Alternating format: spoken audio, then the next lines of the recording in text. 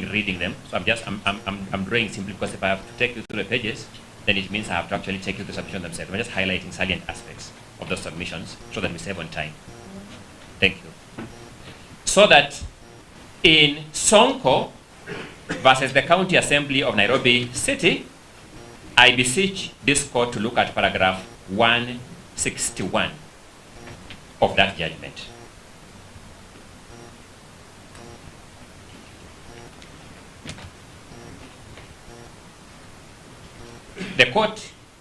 The Supreme Court observed that the grounds for impeachment and removal from the office must be substantiated.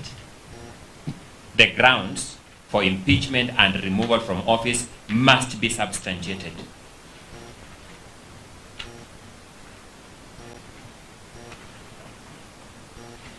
It means, my lords and my lady, the motion mover and his supporting cast of witnesses must show us where is the supporting evidence for each of those grounds. They must show where the supporting evidence is. Because substantiation simply means adduction of adequate evidence to lend credence to the ground.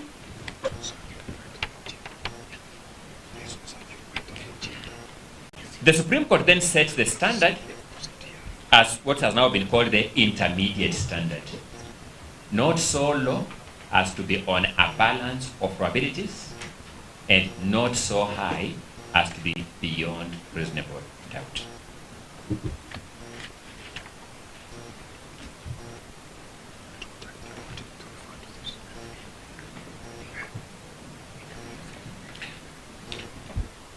You will find these descriptive words of grounds for removal from office in removal of other office bearers from office under our constitution, like judges of superior courts. They'll be removed on similar grounds. And you will see the Supreme Court has dealt with that in the case of Muya versus the tribunal appointed to investigate the conduct of Justice Mati Muya, Judge of the High Court.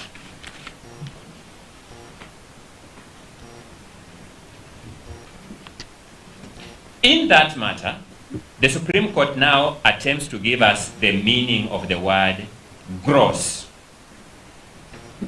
And you'll find that at paragraph 181 of that judgment of the Supreme Court.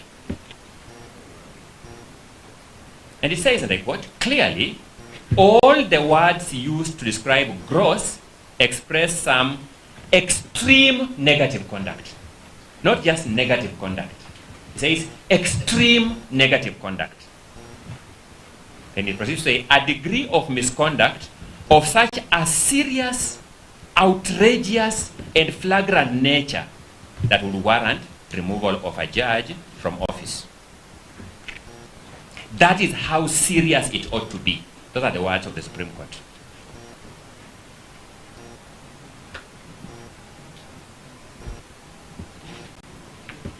So, the Court of Appeal, I have already observed, set that standard in the Matiang'i, Wambora, and 3 others. I'll just refer you to paragraphs 42 through 45 of that judgment.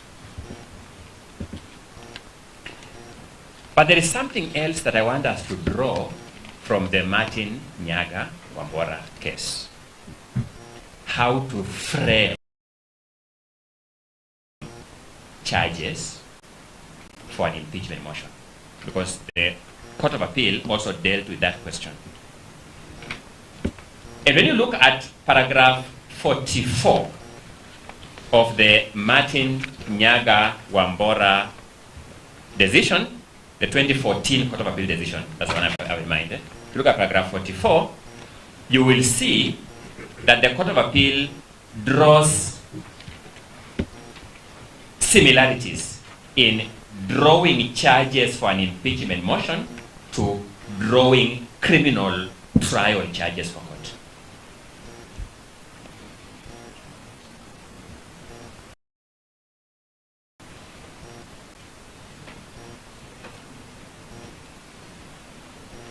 fact, the court uses an example of how to draw a charge of robbery with violence in trying to explain how specific a charge for impeachment should be.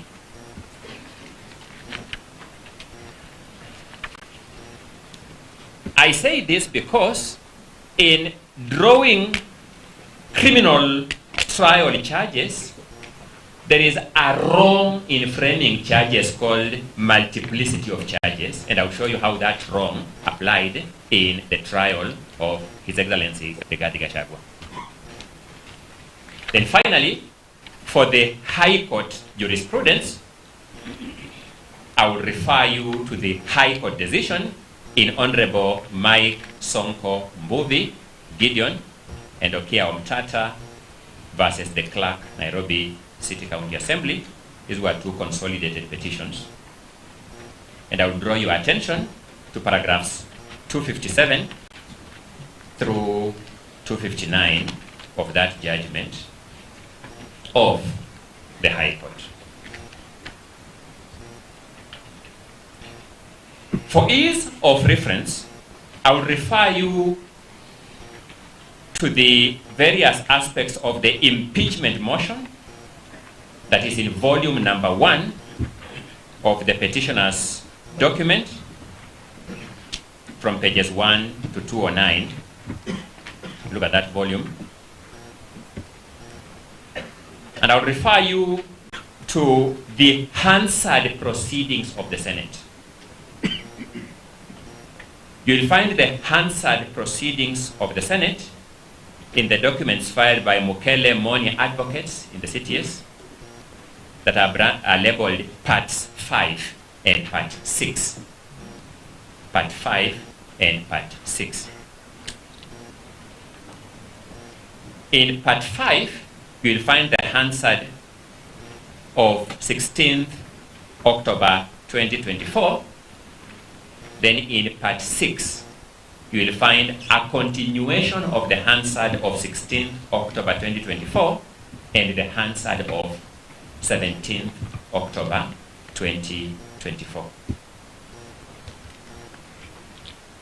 That Hansard is also referred to in the affidavit of my very good friend Jeremiah Nyegenye as Annexure JN 10 at paragraph 31 of that affidavit, which was sworn on 21st October 2024.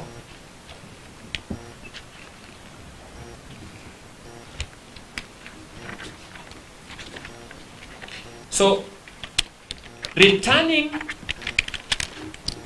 to the question under scrutiny from my end, I will invite you to look at page 59 of the Hansard of 16th October 2024. This is now the page of the Hansard itself, not the page of the bundle, because my learned colleague, Mr. Mukele, did not paginate the full bundle. So you look at the page of the Hansard itself. Something very interesting happened. I want to paint the picture so that I abridge on time. Before the trial of His Excellency Rigathi Gachagua at the Senate issued a trial schedule, a schedule of the proceedings. The National Assembly had given the Senate a list of 5 witnesses. His Excellency, the Deputy President, had submitted his affidavit alone as his own witness. So the DP side had 1 witness, being the DP only. The National Assembly presented 5 witnesses. When the schedule came, the schedule gave the DP's team 2 hours to cross-examine the 5 witnesses of the National Assembly and 3 hours to lead the evidence in chief of the Deputy President.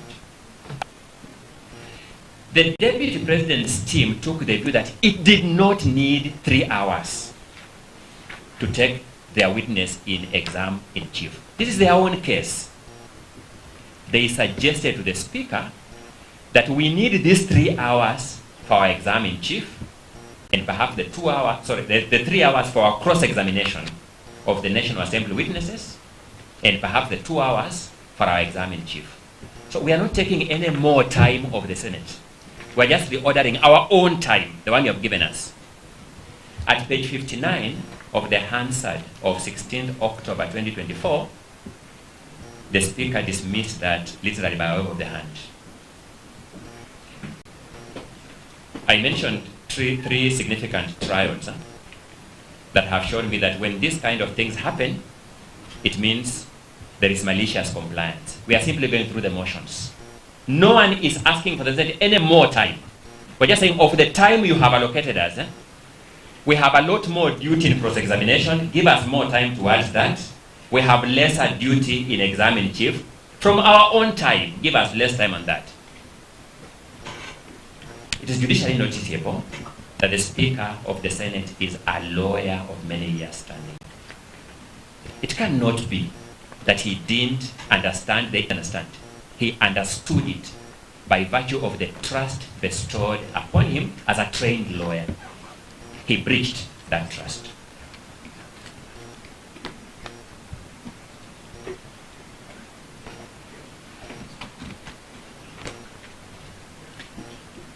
Allow me to then very briefly take you through the various grounds of impeachment as set out in the motion and the evidence, what the evidence revealed in respect of each of those grounds.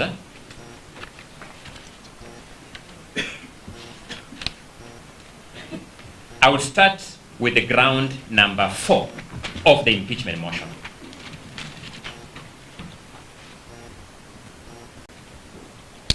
The particulars of that ground will be found at paragraph 34 of the motion itself.